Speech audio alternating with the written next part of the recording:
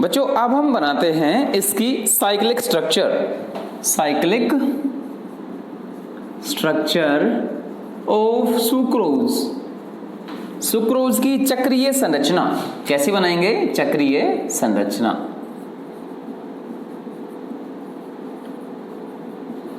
देखिए बच्चों, किससे बनता है? D plus glucose plus D minus fructose से मिलकर क्या बनता है? आपका सुक्रोज बन जाता है। देखिए ग्लूकोज बनाए बच्चों, ग्लूकोज बनाने के लिए ये ग्लूकोज फ्यूरिन जैसी बनाता है या पायरेन जैसी बनाता है, और फ्रैक्टोज फ्यूरिन जैसी। ठीक है, ये ग्लूकोज की स्ट्रक्चर बनाए।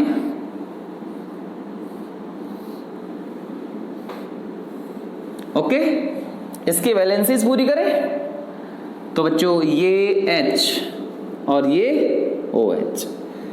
हमें अल्फा चाहिए, ठीक है, हम इसको OH ऊपर कर देते हैं, OH और H इस तरीके से। कैसी बनाने से कोई फर्क नहीं पड़ता। ठीक है, सेम साइड चाहिए और भी अच्छी बात है, ये HOH कर दिया हमने। इसको चेंज करूंगा आगे मैं।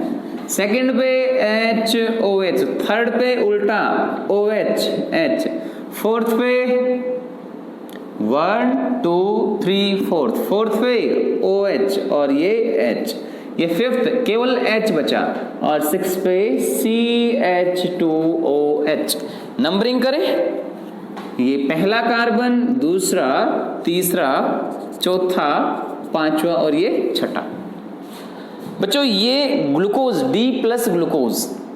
फ्रैक्टोज की बात करें बच्चों, फ्रैक्टोज कैसा बनाएगा? फ्रैक्टोज बनाएगा फ्यूरेन जैसा। ठीक है, फ्यूरेन, ये बच्चों कौन हो गया? फ्यूरेन हो गया। हमें 1 2 में बॉन्डिंग करनी है बच्चों, नंबरिंग यहां से कर दो। 1 2 में बॉन्डिंग करनी है तो पहला कार्बन CH2OH बाहर कर दीजिए, CH2OH। दूसरा कार्बन उस पे OH था, तीसरे पे उल्टा OHH, चौथे पे HOH, पांचवे पे केवल H, छठे पे CH2OH।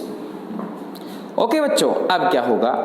अब यहां से इनमें से एक H2O माइनस कर दीजिए।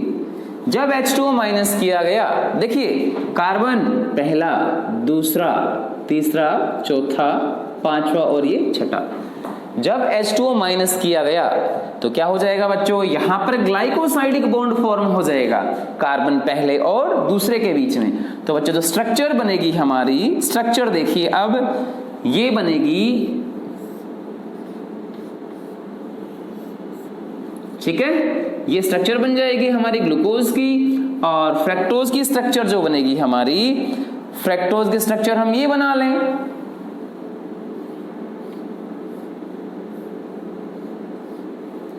ठीक है, एक O आया, मान लीजिए किसी भी साइड से, चलो मैंने नीचे लिख दिया यहां पे, किसी भी साइड से, और ये बॉन्डिंग हो जाएगा। ठीक है बच्चों, अब सुनिए, वैलेंसी पूरी कर दो उसकी। यहां पर क्या था? पहले कार्बन पे केवल एक H बचा, यहां इसके दूसरे कार्बन पे क्या बचा? ये दूसरा कार्बन है ना, ये वाला। ठीक है, केवल O बचा, 1 2 3। अब यहां पर इसका CH2OH, पहला, दूसरा कार्बन HOH, तीसरे पे उल्टा OH, चौथे पे OH H, पांचवे पे केवल H बचा, छठे पे CH2OH। यहां पर पहला, दूसरा, तीसरा उल्टा कर दीजिए, OH H, चौथा HOH, पांचवा केवल एक H बचा है, छठा बाहर CH2OH। सुनिए, ये जो स्ट्रक्चर बनी नीचे वाली, इसको सुक्रोज की साइक्लिक स्ट्रक्चर कहा जाएगा, और हम इसको हावार्थ स्ट्रक्चर या हावार्थ संरचना भी कह सकते हैं। कुल मिला के जब D प्लस ग्लूकोज और D minus fructose, D plus glucose और D माइनस फ्रैक्टोज दोनों आपस में मिलकर के क्या करेंगे? H2O माइनस करेंगे। माइनस करने का जो स्ट्रक्चर बनेगी बच्चों, उसको क्या बोलेंगे? उसको हम कहेंगे सुक्रोज की साइक्लिक स्ट्रक्चर। इसमें एक फ्यूरेन है और एक पायरेन रिंग है। फ्यूरेन रिंग फ्रैक्टोज के लिए, पायरेन रिंग ग्लूकोज के लिए। इस तरीके से इनकी साइक्लिक स्ट्रक्चर बनेगी, किसकी? सुक्रोज की। ओके, बच्चों सुक्रोज के बाद अब हम पढ़ेंगे नेक्स्ट डाइसैकेराइड। हाँ बच्चों, तो नेक्स्ट जो हम पढ़ेंगे, नेक्स्ट हम स्टार्ट करेंगे माल्टोज या माल्ट शर्करा। ओके बच्चों, माल्टोज या माल्ट शर्करा क्या होती है, हम इसकी बात करें। माल्ट शुगर, कुछ याद दिलाऊं? बियर बनती है बाजरे से, जो से भी बनती है, उसमें माल्ट होता है, बार्ले, ठीक है। चावल उससे बनती है, मक्का से भी बनती है। कुछ याद आया? इसको बोलते हैं माल्ट शुगर। अब सुनिए, माल्टोज क्या है बच्चों? डाइसैकेराइड। इसका फॉर्मूला क्या होगा? C12H22O11। उसके बाद C12H22O11। इसके बाद हम बात करें बच्चों, इसके बाद ये जो है किस में ज्यादा मिलता है? अनाज। कौन सा? अंकुरित, स्प्राउटेड सीड्स नहीं होते। जैसे मान लीजिए हम बात करें जो बाजरा, इसको भिगो दें, ये उग जाएगा, या मान चना है, उसको अपन स्प्राउट कर दें, स्प्राउटेड सीड्स, उन सब में ये हो जाएगा। इसका मेन सोर्स क्या होता है? ग्रेन्स, अनाज, ये अनाज में होता है। ओके, खास तौर से बीज में, अंकुरित दानों में बच्चों ये होता है। कौन? माल्टोज। माल्टोज में माल्ट होता है, और बच्चों माल्टोज जो होता है ना बच्चों, माल्टोज में ग्लूकोज का अमाउंट ज्यादा होता है। कैसे? क्योंकि बच्चों माल्टोज में 2 यूनिट्स होती हैं। किसकी? ग्लूकोज की। जो माल्टोज होता है बच्चों, माल्टोज 2 यूनिट्स ग्लूकोज से मिलकर बनता है, 2 यूनिट ग्लूकोज से मिलकर बनता है, इसलिए। और यूनिट कैसी होती है दोनों? D+, अल्फा D+, मतलब दक्षिण ध्रुवण घूर्णक वाला, ठीक है, उससे मिलके बनता है। कौन? माल्टोज। तो जब 2 ग्लूकोज यूनिट आपस में ग्लाइकोसाइडिक बॉन्ड द्वारा जुड़ जाएंगी तो क्या बनेगा बच्चों? माल्टोज बनेगा। क्या बनेगा? माल्टोज। अब हम बात करते हैं बच्चों इस माल्टोज की कॉमन प्रॉपर्टीज, सामान्य गुण क्या क्या है। तो बच्चों पहला गुण तो यही है, खाने में टेस्टी होता है।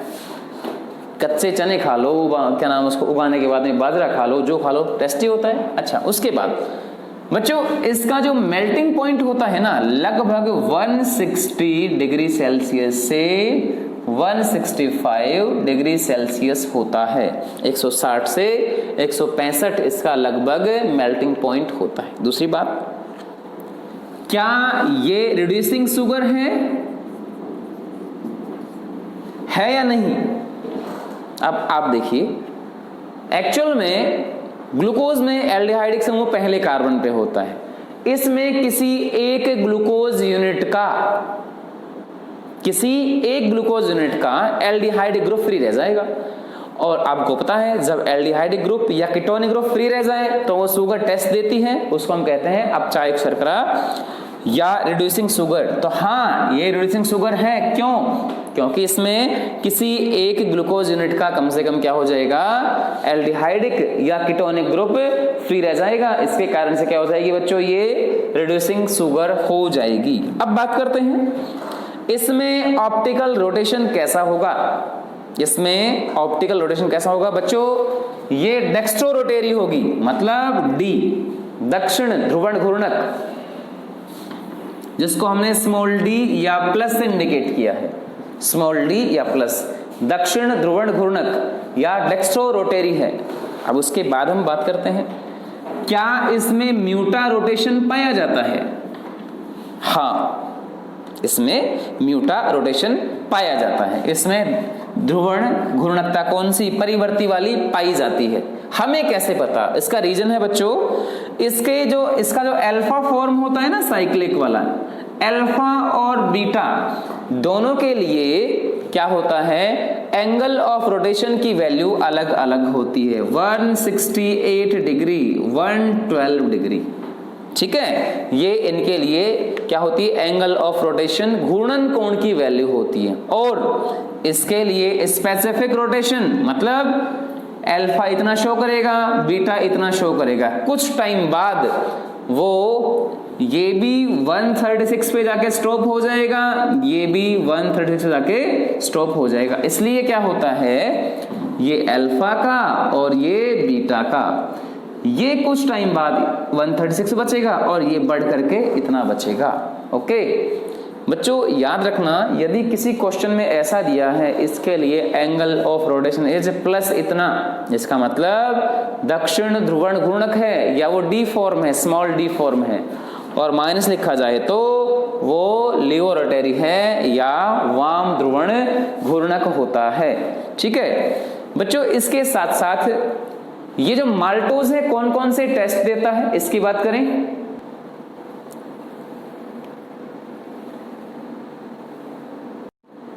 माल्टोज टेस्ट कौन कौन से देता है इसकी बात करें, अभी देखते हैं माल्टोज टेस्ट कौन कौन से देता है। बच्चों मान लीजिए पहला हम टेस्ट लिखें, फेलिंग सॉल्यूशन के साथ टेस्ट देगा, टोलन सॉल्यूशन के साथ में टेस्ट देगा, उसके बाद में क्या बनाएगा, ये ओसाजोन फॉर्मेशन करेगा। ठीक है, चलो मैं थर्ड और लिख देता हूं, एक हाइड्रोक्सिल एमीन जो होता है बच्चों NH2OH, हाइड्रोक्सिल एमीन, उसके साथ टेस्ट देगा। फोर्थ फेनिल हाइड्रेजीन, ये बेंजीन रिंग NH2, इसके साथ टेस्ट देगा। कुल मिला के आपका जो माल्टोज है वो सारे टेस्ट देता है, इसलिए ये क्या हो जाएगा बच्चों, ये रिड्यूसिंग शुगर होता है, अपचाई शर्करा होती है। ठीक है, हाँ बच्चों क्या होती है, ये अपचाई शर्करा रिड्यूसिंग शुगर होती है। बच्चों ये जल में विलय, वाटर सॉल्युबल होती है, जल में विलय होती है, और इसके स्ट्रक्चर में माल्टोज में किसी एक ग्लूकोज का पहला कार्बन दूसरे ग्लूकोज के फोर्थ कार्बन से ग्लाइकोसाइडिक बॉन्ड द्वारा जुड़ता है, जिसको हम पढ़ेंगे इसके स्ट्रक्चर में। तो बच्चों क्या करते हैं हम इसके, अब पढ़ेंगे स्ट्रक्चर, इसकी संरचना। ठीक है, स्ट्रक्चर ऑफ माल्टोज की संरचना। ठीक है बच्चों, इसकी स्ट्रक्चर की बात करें, स्ट्रक्चर ऑफ माल्टोज।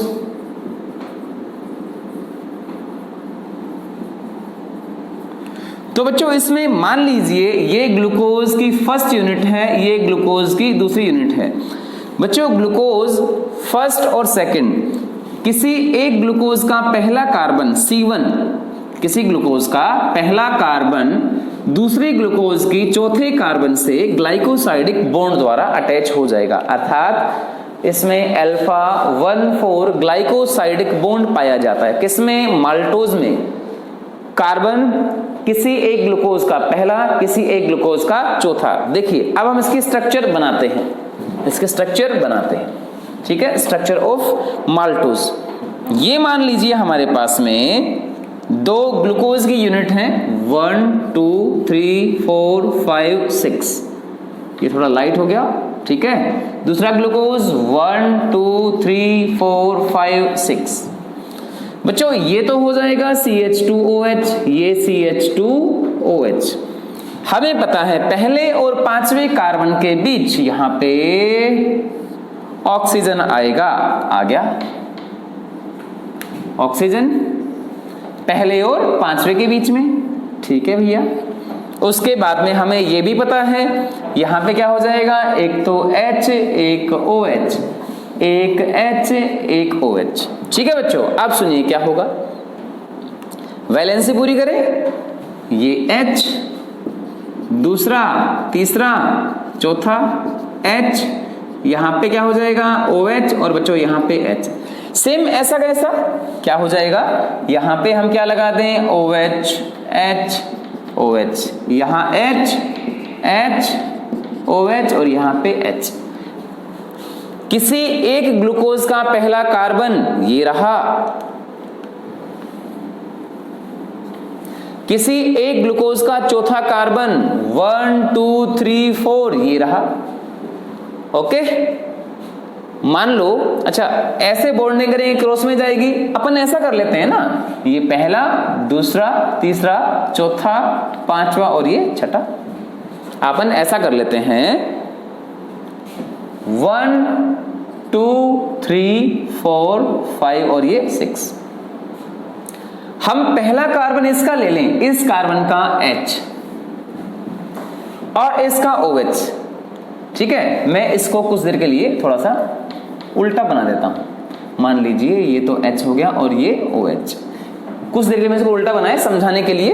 तो बच्चों ये OH ये रहा, OH ये रहा, इन दोनों में से क्या हो जाए, मैं इसको थोड़ा और कलरफुल कर देता हूं, यहां से H तो OH, यहां से H2 माइनस हो जाए तो बच्चों क्या हो जाएगा, ये दोनों वापस रिबॉन्डेड हो जाएंगे 1,4 ग्लाइकोसाइडिक बॉन्ड, अर्थात इनमें अल्फा 1,4 ग्लाइकोसाइडिक बॉन्ड हो जाएगा। किसमें, माल्टोज में। ठीक है, तो बच्चों स्ट्रक्चर कैसे बनेगी देखिए, स्ट्रक्चर बनेगी 1 2 3 4 5 6, 1 2 3 4 5 6। हमें पता है 1 और 5 तो पहले ही अटैच हैं, इससे O से 1 5 पहले अटैच किससे हैं, O से। उसके बाद यहां पे H CH2OH, CH2OH, यहां पे H। बच्चों कार्बन फोर्थ ये रहा 1 2 3 4, ये फोर्थ, ये पहला। बच्चों ये दोनों आपस में एक O से अटैच हो जाएंगे। किससे, एक O से। बॉन्ड का नाम क्या होगा, अल्फा ग्लाइकोसाइडिक बॉन्ड। वैलेंसी पूरी कर दीजिए, OH H, केवल यहां पे एक H बचा, बॉन्ड बन गया, और बाकी वैलेंसी ये दूसरा कार्बन, तीसरा, ठीक है, तो H यहां पे OH, केवल H बचा। ठीक है बच्चों, इसी तरीके से पहला हो गया, दूसरा, तीसरा, चौथा H OH H। बच्चों इस बॉन्ड का नाम क्या है, alpha 1,4 glycosidic bond, alpha 1,4 glycosidic bond, अर्थात एक ग्लूकोज का पहला कार्बन दूसरे ग्लूकोज के कौन से कार्बन से जुड़ जाएगा, चौथे कार्बन से जुड़ जाएगा। इस तरीके से माल्टोज की स्ट्रक्चर बन जाएगी। क्या बनेगी, माल्टोज की स्ट्रक्चर। बच्चों ये स्ट्रक्चर जो है माल्टोज की, एक ग्लूकोज यूनिट का पहला कार्बन, एक ग्लूकोज यूनिट का चौथा कार्बन। बच्चों ये भी क्या था, ये भी हमारे पास में डी ग्लूकोज है।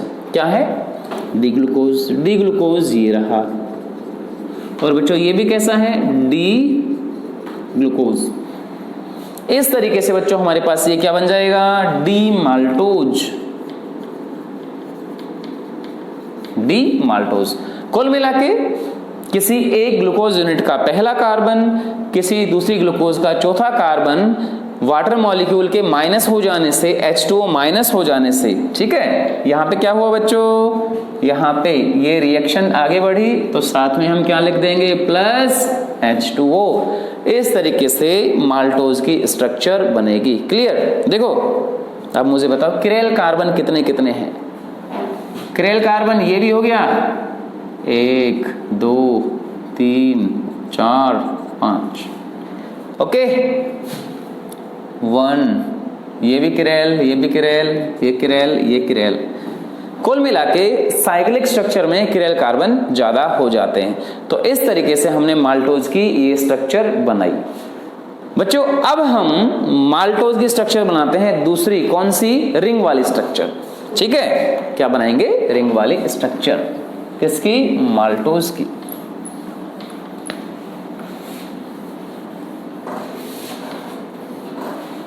माल्टोज की रिंग स्ट्रक्चर कैसे बनेगी, वही जो रिंग होती है ना बच्चों, ग्लूकोज की कौन सी होती है, पायरेन, पायरेन रिंग।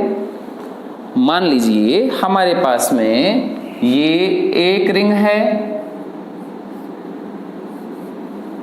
ये रिंग है हमारे पास दूसरी, यहां कौन होता है, oxygen.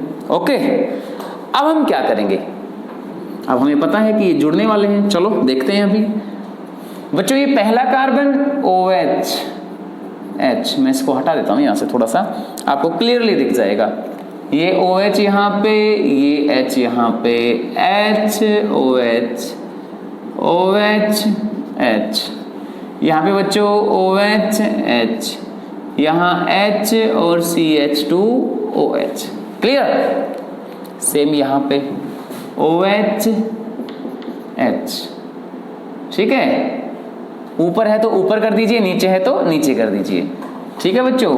H OH OH H OH H hydrogen CH2OH, ठीक है। सारे एक जैसे कर लीजिए नीचे की साइड में, तो मैं इसको ऐसे ही कर देता हूं बच्चों, थोड़ा सा आपको इजी पड़ेगा, है ना। इस O को हटा के मैं यहां लगा देता हूं। अब देखिए ये डी ग्लूकोज और ये भी डी ग्लूकोज। नंबरिंग करें, first, second, third, fourth, fifth, sixth. First, second, third, fourth, fifth, sixth. किसी एक का H, किसी एक का OH यहां से माइनस कर दीजिए ये वाला वाटर मॉलिक्यूल, ओके। स्ट्रक्चर क्या बनेगी, कर दो माइनस, ये एक रिंग बन गई बच्चों, ठीक है।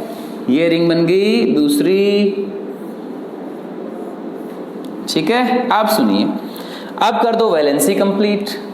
कंप्लीट करते हैं, यहां पे H, तो बच्चों यहां पे भी क्या था H, यहां पे OH, यहां पे OH, ये हट गया यहां से, तो केवल बच्चों क्या बच गया, एक ऑक्सीजन इन दोनों के बीच में। नंबरिंग करो ना, ये फोर्थ है और ये 1 है, फोर्थ है 1 है। आप उसको पहले लिख दो, इसको बाद में, बात वही पड़ती है। वैलेंसी पूरी करें, H OH OH H, हाँ बच्चों ये OH H, ये H CH2OH, ठीक है। ये वैलेंसी पूरी, इसकी वैलेंसी पूरी करें, ये H OH OH H, केवल H बचा यहां पे, ठीक है, और ये CH2OH। बच्चों इस बॉन्ड का नाम होगा alpha 1,4 glycosidic bond, alpha 1,4 glycosidic बंध, ये इसका नाम हो जाएगा। अल्फा 1,4 ग्लाइकोसाइडिक बंध इसका इस तरीके से नाम हो जाएगा। तो बच्चों ये हमने बनाई किसकी, जो माल्टोज है बच्चों, माल्टोज की साइक्लिक स्ट्रक्चर। अब सुनो, ये कौन है, फ्यूरेन, ये कौन है, फ्यूरेन, ठीक है। तो बच्चों ये स्ट्रक्चर कैसी है, फ्यूरेसाइड स्ट्रक्चर या फ्यूरेन, सॉरी ये पायरेन है, पायरेन, सॉरी गलत बोल गया मैं, ये पायरेन और ये पायरेन, तो दोनों के स्ट्रक्चर है ये पायरेनोज संरचना, किसकी, ये बच्चों माल्टोज की, ओके। तो ये हमारे पास में अभी क्या आया, माल्टोज की साइक्लिक स्ट्रक्चर। बॉन्ड कैसा है, अल्फा 1,4 ग्लाइकोसाइडिक बॉन्ड। हाँ बच्चों अब देखो, ग्लूकोज में इसको हमने क्या कहा था, ग्लूकोपाइरेनोज, कौन सा, डी, अल्फा डी ग्लूकोपाइरेनोज, इसका नाम भी अल्फा डी ग्लूकोपाइरेनोज, ये इसका नेम हो जाएगा, इन वलय का नाम इस तरीके से। तो बच्चों याद रखना है ग्लाइकोसाइडिक बॉन्ड क्या होता है, किन्हीं दो कार्बोहाइड्रेट्स के बीच, अब चाहे मोनोसैकेराइड चाहे डाइसैकेराइड, उनकी जो यूनिट होती है ना, उनके बीच में से मान लो एक H2O माइनस हो जाए, एक कार्बन का OH एक का H माइनस हो जाए, तो बच्चों उसको हम क्या कहेंगे, उसको कहेंगे बीच में जो बॉन्ड बनता है ना बच्चों, वो बॉन्ड कैसा होता है, ग्लाइकोसाइडिक बॉन्ड। बच्चों एक नई चीज, एस्टर क्या होता है, RCOOR। देखो यहां पर बहुत सारे R हैं, RCOR है ना, तो कुल मिला के ये O है ना, carbon oxygen carbon, carbon oxygen carbon, कुछ इस बॉन्ड का नेचर मिलता जुलता हो सकता है। खैर ये आपका कौन सा हो गया, आपका कुल मिला के बात करें तो ये आपका ग्लाइकोसाइडिक बॉन्ड हो गया। बच्चों कुछ देर पहले हमने डिस्कस किया था म्यूटा रोटेशन, ध्रुवण घूर्णकता, इसमें भी होती है वो, इसमें भी होती है। कैसे पता? इसका अल्फा रूप, उसकी जो कुछ वैल्यू है एंगल की वो कुछ और होती है, कुछ टाइम बाद में चेंज हो जाती है। बीटा वाला फॉर्म है, उसकी वैल्यू एंगल रोटेशन शुरू में कुछ और थी, बाद में कुछ और हो जाती। कुल मिला के म्यूटा रोटेशन की प्रॉपर्टी होती है ना, वो प्रॉपर्टी कुछ मोनोसेकेराइड, कुछ डाइसेकेराइड में पाई जाती है, कुछ में नहीं पाई जाती है ना, कुछ में पाई जाती है, कुछ में नहीं पाई जाती। कुल मिला के म्यूटा रोटेशन हर किसी कार्बोहाइड्रेट में हो ये जरूरी नहीं है। ओके बच्चों, इसका आप नोट्स बना लें, ठीक है, अच्छे से इसको पढ़ लें। कोई प्रॉब्लम आती है तो अपन नेक्स्ट वीडियो में इसको फिर डिस्कस कर लेंगे। Thank you.